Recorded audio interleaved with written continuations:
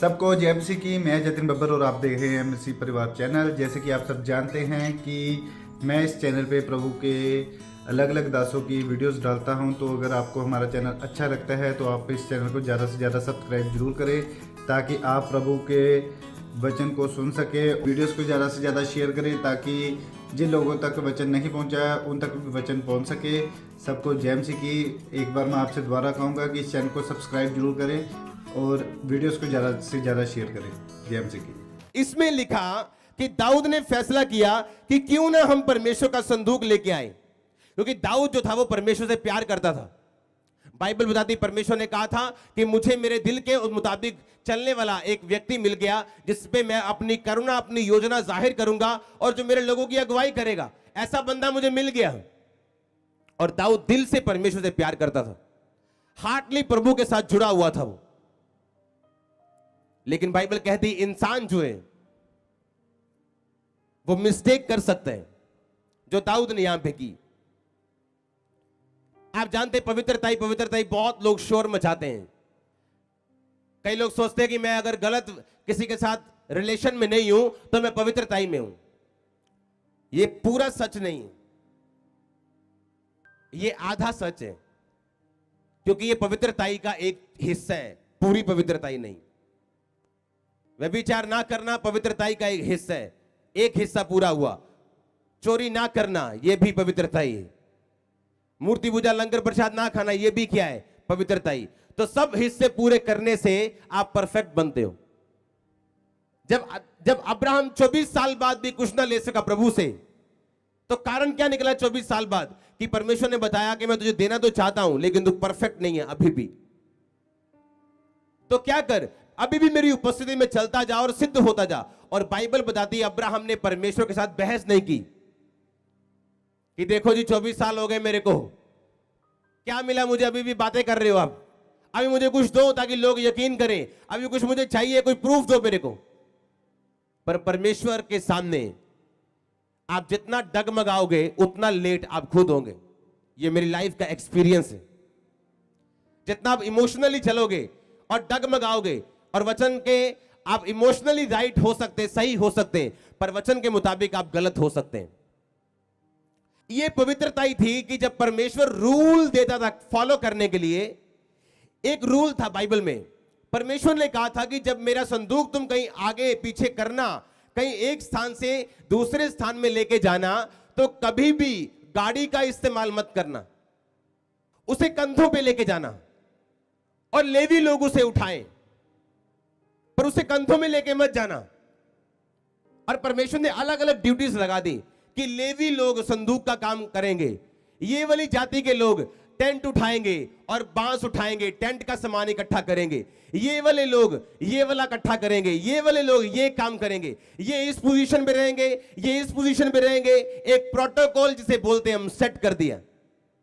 जैसे प्रधानमंत्री का एक प्रोटोकॉल है कि जब भी वो कहीं आएंगे तो एक प्राइवेट होटल में नहीं ठहर सकते। अगर वो जलंधर में आएंगे तो एक सीएम प्राइवेट होटल में नहीं ठहर सकता, ये उनका प्रोटोकॉल है। उन्हें गेस्ट हाउस में ठहरना पड़ता है, सरकारी बिल्डिंग्स में जो गेस्ट हाउस उनके लिए बने, उन्हें वहां रहना पड़ता है। ये प्रोटोकॉल है उनका। प्रभु ने प्रोटोकॉल ठहराए, और बाइबल बताती जब ये प्रोटोकॉल टूटता था, वो बंदा जितना मर्जी ऊंचा नीचा क्यों ना हो, उसे सजा मिलती थी। बाइबल बताती जब परमेश्वर का संदूक एक नई गाड़ी पे चढ़ाया, पता नई गाड़ी पे क्यों चढ़ाया? क्योंकि दाऊद सोचता था कि परमेश्वर का संदूक नहीं नहीं नहीं, मैं खुदा से प्यार करता हूं, इतना पैसा मेरे पास, गाड़ी में लेके जाओ। जबकि गाड़ी अलाउ नहीं थी। तो परमेश्वर को आपकी सपोर्ट नहीं चाहिए जहां उसको नहीं चाहिए। आप इतने बड़े नहीं हो अभी कि प्रभु को सपोर्ट कर सको उसके वचन के बाहर जाके, और बाद में बोलो मैंने तो फलाना काम किए, मैंने इतने काम किए। नो, जो प्रोटोकॉल सेट किया गया परमेश्वर को उसी हिसाब से चाहिए था। और बाइबल कहती है, लिखा कि बैलों ने ठोकर खाई और उज्जा और आहो नामक दो पुत्र गाड़ी को हाँकने लगे। लिखा जब गाड़ी ने ठोकर खाई तो उज्जा ने उसे हाथ थाम कर उस संदूक को गिरने नहीं दिया, बल्कि थाम लिया कि संदूक ना गिरे।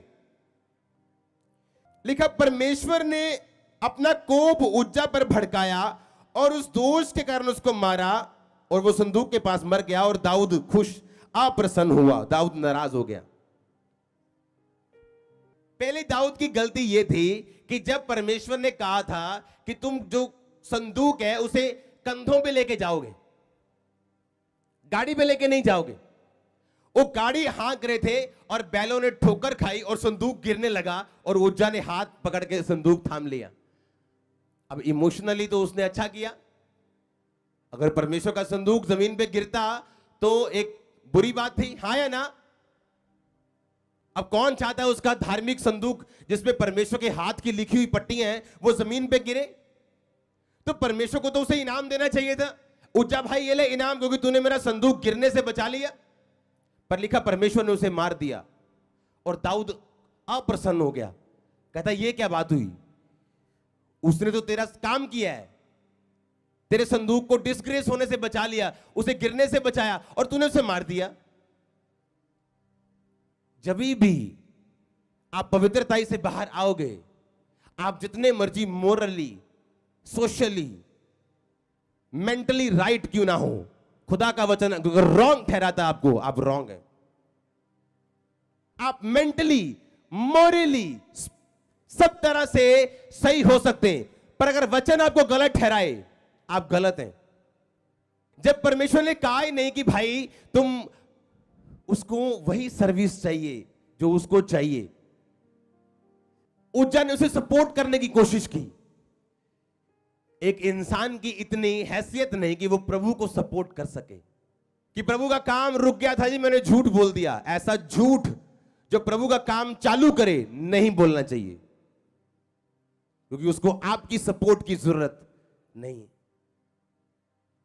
वो अपना काम खुद कर सकता है।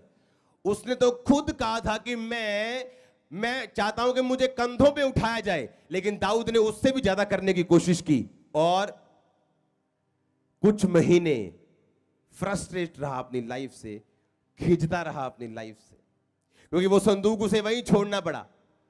उसे लगा पता नहीं परमेश्वर का काम करना पता नहीं कितना का मुश्किल है, पता नहीं क्या हो गया ऐसा, और बाइबल कहती है उसने वो संदूक वहीं छोड़ दिया और जिसके घर में छोड़ा उसको यहोवा ने बरकत देनी शुरू की।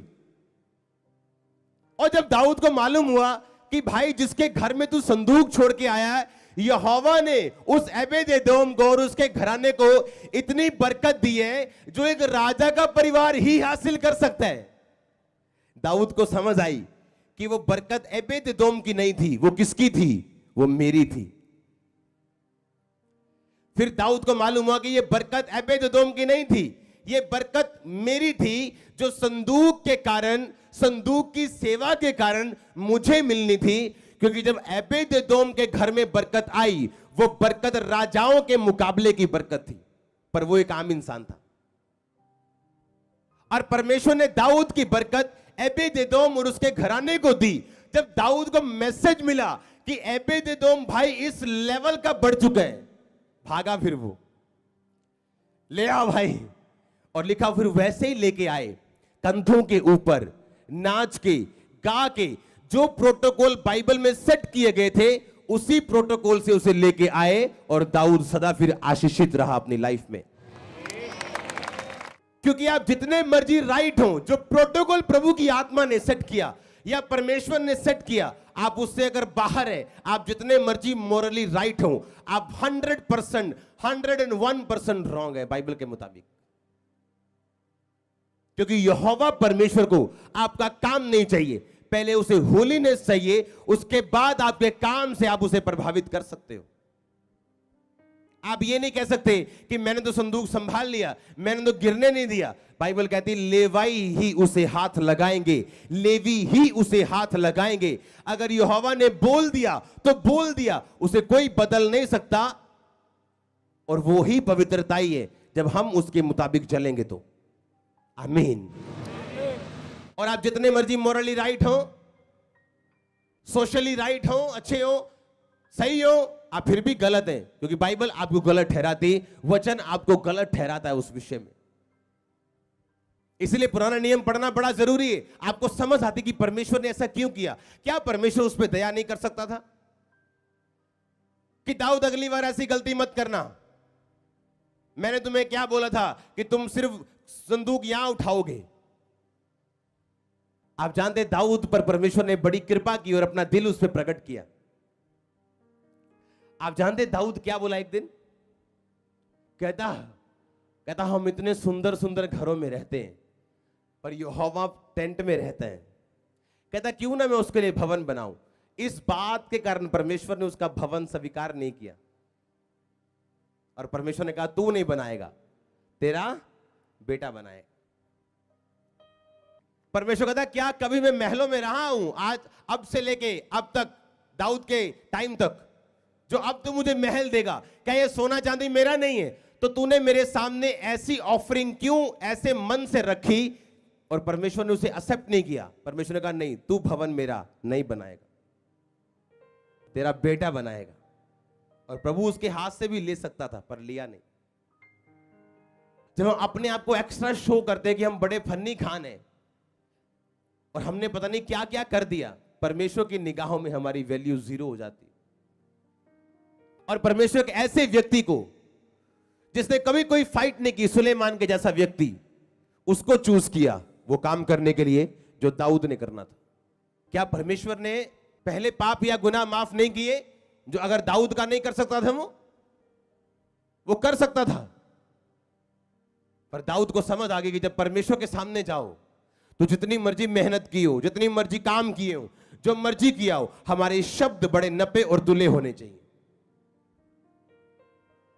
कितनों को समझ आ रही प्रभु की नेचर क्या है? आमीन।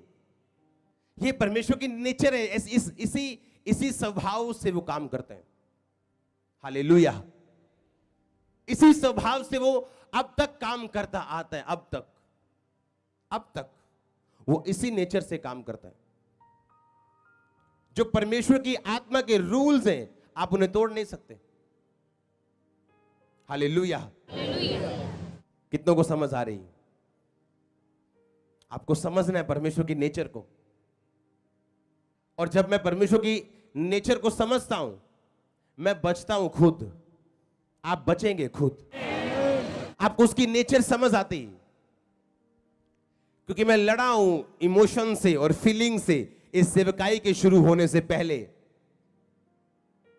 जब फीलिंग्स और इमोशंस और सब जागते थे और बोलते थे कि जो मैं सोच रहा हूं वो सही है, जो दिमाग सोच रहा है, जो सेंस बनती है वो यही सही है। लेकिन परमेश्वर जो सोचता, जो करता है, वो आपकी सेंस और समझ और आपकी प्लानिंग से परे हो सकता है, पर एक्चुअल वही राइट है जो परमेश्वर आपकी लाइफ में करे।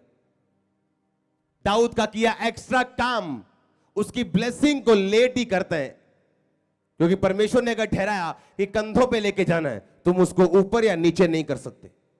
ना तो पवित्र आत्मा के आगे चलो और ना उसके पीछे चलो।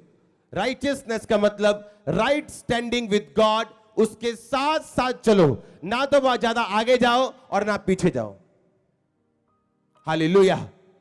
कुछ लोग ज्यादा आगे चले जाते दाऊद की तरह। प्रभु ने कहा पैदल लेके जाना, बोलते नहीं प्रभु जी ले हुई जी केड़ी गल है, इन्ने पैसे गड्डी ते जावांगे आपां, और बंदा मरवा लिया एक। हालेलुया।